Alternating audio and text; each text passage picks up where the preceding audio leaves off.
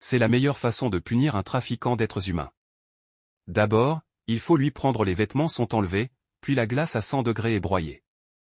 Afin de garantir la fraîcheur de la trafiquante, elle a été placée dans une position stable. En même temps, toute la glace pilée doit être versée dans les tonneaux en bois situés immédiatement en dessous. Le couvercle est soulevé avec précaution sur plusieurs dizaines de kilogrammes. La tête de la femme n'est exposée que pour l'inhalation, et pour empêcher les trafiquants de s'échapper pendant leur punition, la prison a créé une barrière très rigide, conçue pour empêcher les trafiquants de s'échapper de leur punition. La ceinture n'était que légèrement attachée au seau à glace, et la prisonnière avait beau se débattre, elle n'échappait pas au destin de faire du lingot. Sensation d'engourdissement dans le bas du corps et perte totale de conscience à partir du cou. Il a été extrêmement douloureux et difficile d'envoyer le chiffre choquant qui a suivi. Il regarde sur le côté les prisonniers qui sont déjà entrés et qui sont immergés depuis longtemps dans l'eau. Ici, le corps du partenaire est déjà extrêmement faible, et à ce moment-là, les deux sont en état de choc. Les gens se font face, mais il est difficile de dire ce que l'on a sur le cœur. Mais comment une prison peut-elle vous laisser tranquille, alors que vous n'avez d'abord vu que quelques personnes? Les trafiquants ont été torturés jusqu'à ce qu'ils soient à moitié morts, et ce volontairement. Laissez-les se reposer un peu et au moment où ils seront sur le point de reprendre des forces, ils pourront faire leur premier pas, verser de l'eau chaude bouillante sur tout leur corps et emprisonner-les. Dans l'obscurité d'une petite pièce sombre, on leur a fait sentir que l'enfant était traité comme un enfant. Au cours de la première semaine, la lucarne sera complètement fermée. Ouvrez-vous et laissez les trafiquants d'êtres humains cupides profiter de la chaleur qu'ils n'ont jamais ressentie auparavant.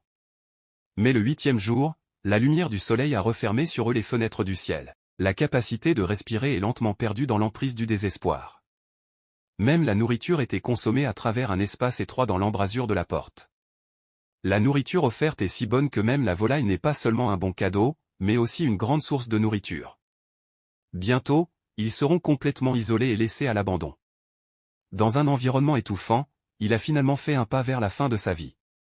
En fin de compte, le trafiquant n'a pas la chance que la femme se trouve au milieu de nulle part. Mais il ne s'agissait pas seulement de se laisser entraîner dans la piscine quand on était prêt. Au lieu d'un bain pur, il s'agit d'une séance de torture par la chaleur.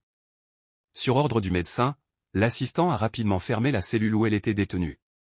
Le médecin ouvre alors impitoyablement la valve chauffante.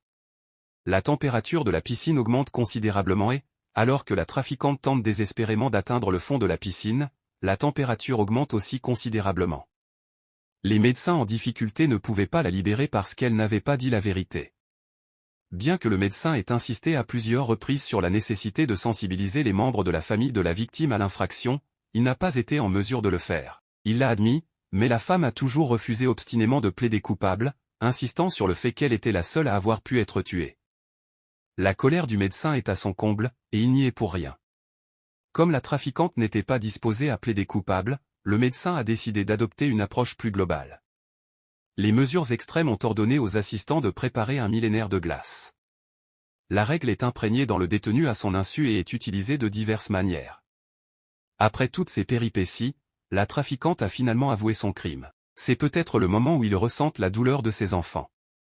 Souffrance et désespoir.